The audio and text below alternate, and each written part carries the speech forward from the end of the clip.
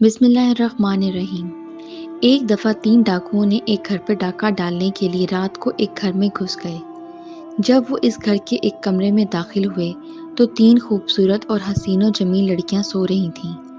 جب ڈاکوؤں نے ان کو اکیلے دیکھا تو ان کے دل میں شیطان نے شیطانگی پیدا کر دی اور انہوں نے ان تینوں لڑکیوں کے ساتھ اس کمرے میں زبردستی زنا کرنا شروع کر دیا۔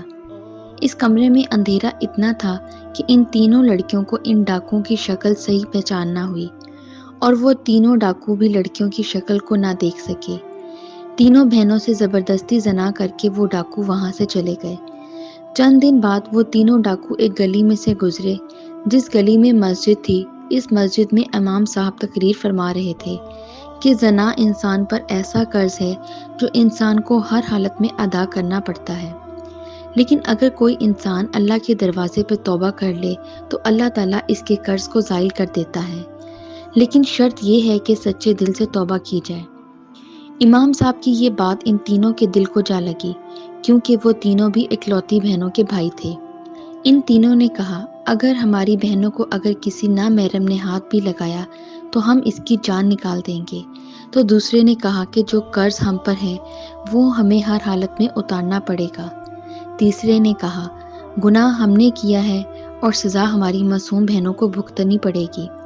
ایسے بھائی کے زندہ رہنے سے تو اچھا ہے کہ وہ ایک کلی پانی میں ڈوب کر مر جائے۔ اب ان تینوں کو اپنا گناہ کا احساس ہو گیا اور انہوں نے ایک دوسرے سے کہا، اس کی تلافی کیسے کی جائے؟ وہ تینوں اس گلی میں پشیماں ہو کر بیٹھ گئے۔ پھر ایک نے کہا، امام صاحب کے پاس جا کر مدد لیتے ہیں۔ اس کے بعد وہ مسجد کے اندر داخل ہوئے اور امام صاحب کو ساری صورتحال سے آگاہ کیا۔ امام صاحب نے کہا، میرا رب بڑا غفور و رحیم ہے، اگر وہ معاف کرنے پہ آئے تو 100 قتل کرنے والے کو بھی معاف کر دیتا ہے، لیکن اگر پکڑنے لگے تو ایک ریشم کے ایک دھاگے جتنا گناہ سے بھی پکڑ لیتا ہے۔ لیکن اگر تم سچے دل سے اس کے دروازے پر توبہ کرتے ہو تو وہ غفور و رحیم تمہیں ضرور معاف فرما دے گا، لیکن میرا رب اس وقت تک معاف نہیں فرمائے گا جب تک وہ تینوں لڑکیاں تمہیں معاف نہیں کریں گی۔ اب وہ تینوں لڑکیوں کی طرف چل پڑے۔ چلتے چلتے وہ ان تینوں کے گھر میں پہنچ گئے۔ جب وہ تینوں وہاں پہنچے تو انہوں نے دروازہ کھٹکھٹایا تو ایک بہن باہر آئی اور دروازہ کھولا اور پوچھا کہ تم کون ہو اور یہاں کیا کرنے آئے ہو؟ تو ان تینوں میں سے ایک نے کہا، ایک ضروری کام تھا جس کو پورے کیے بنا ہمیں سکون نہیں آ رہا ہے۔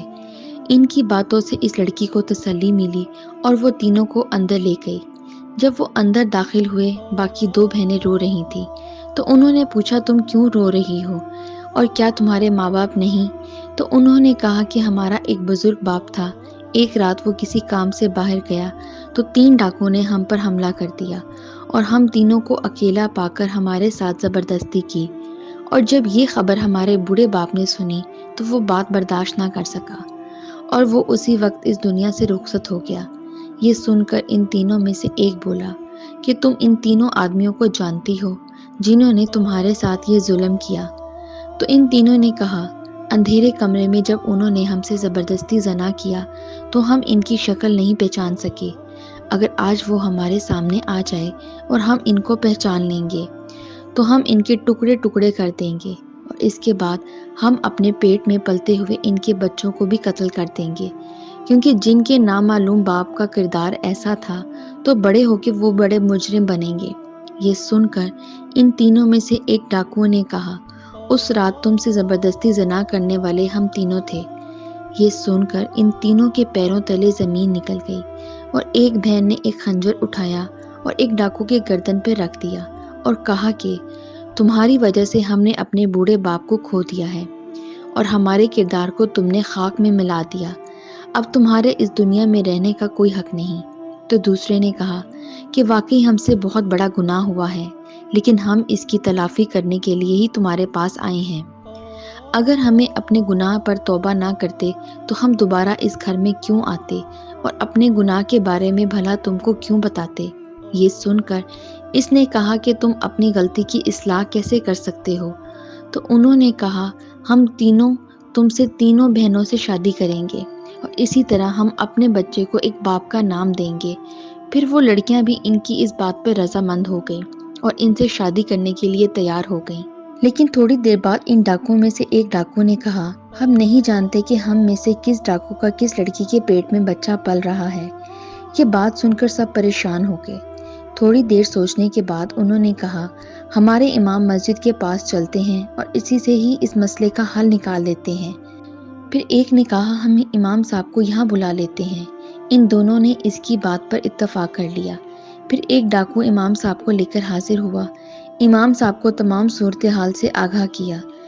تھوڑی دیر سوچنے کے بعد امام مسجد نے ان تینوں ڈاکوؤں کو ایک لائن میں کھڑا کر دیا اور پھر ایک لڑکی کو کہا کہ تم ان تینوں کے سینے سے ناک لگا کے خوشبو سونگھو، کیونکہ جب تم ان تینوں کے قریب جاؤ گی تو تمہیں ایک عجیب و غریب خوشبو محسوس ہوگی، کیونکہ ہر مسلمان چاہے جتنا ہی کیوں گناہ گار ہو اور اگر اس نے نبی پر کلمہ پڑھ لیا ہو تو اس کے جسم سے ایک عجیب و غریب خوشبو نکلتی ہے اور وہ خوشبو ہر ایک میں مختلف ہوتی ہے، اور جب تم ان تینوں میں خوشبو سونگھو گی تمہیں محسوس ہوگا کہ اس دن کون سا ڈاکو تمہارے قریب آیا تھا۔ یہ سن کر وہ تینوں بڑے حیران ہوئے اور پھر ایک لڑکی تینوں کے قریب گئی اور خوشبو سونگھنے کے بعد کہا کہ امام صاحب، مجھے پتہ چل گیا ہے کہ اس رات یہی نوجوان میرے قریب آیا تھا۔ پھر امام صاحب نے اس لڑکی اور لڑکے کو علیحدہ بٹھا دیا اور پھر دوسری لڑکی کو کہا کہ ان دونوں میں سے چیک کرو اور پھر بتاؤ کہ ان میں سے کون سا شخص اس رات تمہارے قریب آیا تھا۔ پھر اس لڑکی نے خوشبو سونگھی تو کہا، امام صاحب، یہ دوسرا آدمی ہے جس سے خوشبو آ رہی ہے، جو اس رات زبردستی کرتے وقت اس کے جسم سے آتی تھی۔ امام صاحب نے اس کو بھی علیحدہ کر دیا اور دوسری لڑکی کو کہا، یہ آخری نوجوان تمہارا گنہگار ہے۔ امام صاحب کی عقل مندی کو دیکھ کر وہ سب بڑے متاثر ہوئے۔ پھر امام صاحب نے ان تینوں کا نکاح پڑھا دیا اور تینوں نے اپنی غلطی کی تلافی کر کے ہنسی خوشی زندگی گزارنے لگے۔ اور جب 1 سال بعد ان تینوں کے بچے پیدا ہوئے تو ان کی شکلیں بالکل اپنے باپ سے ملتی تھیں، جس سے ان کو یقین ہو گیا کہ امام صاحب کا فیصلہ بالکل درست تھا۔